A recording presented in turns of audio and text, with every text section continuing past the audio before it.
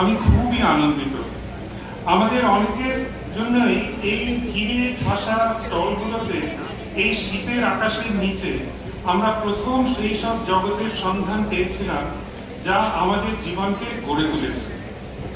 আজ বহু বছর পরে ফিরে এসে আমি দেখছি অনেক কিছু বদলে গেছে, কিন্তু যেটা বদলায়নি সেটা হলো উৎসুক পাঠকদের বিশাল ভিড়, যারা শুধু বই কিনতে আসে না, তারা আসে একটি কল্পনার জগতে প্রবেশ করতে। আমি গল্প আর স্থান নিয়ে অনেক ভেবেছি, অনেক লিখেছি। আমার নিজের অনেক বই ভ্রমণ নিয়ে জড়িত, ভারত মহাসাগর পেরিয়ে, সময়ের মধ্যে দিয়ে, সুন্দরবনের গভীরে। আর তবুও আজ এখানে দাঁড়িয়ে আমি আবার এই বই মেলাটা দেখে মুগ্ধ হয়ে গেছি। এই মেলাটি হলো পৃথিবীর প্রতিটি কোণ থেকে আসা গল্পের এক মোহনা। আর্জেন্টিনা থেকে আসা একটি উপন্যাস বেহালায় একজন পাঠক খুঁজে পায়, বার্লিনের একটা গল্প বাংলাদেশের কবিতার পাশে স্থান পায়।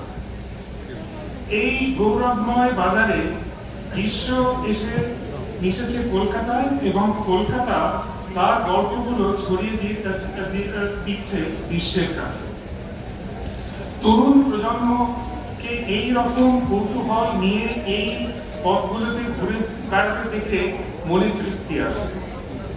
কল্পনার ভবিষ্যৎ সুরক্ষিত থাকবে যতক্ষণ পর্যন্ত এই ধরনের মেলাগুলো টিকে থাকবে, এই পাতাগুলো উল্টাতে থাকবে, এই আলোচনাগুলো চালিয়ে যাবে, এই চমৎকার মেলাটি বাঁচিয়ে রাখবে।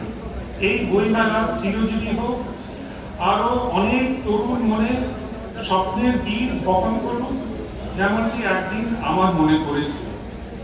আপনাদের সবাইকে অশেষ ধন্যবাদ।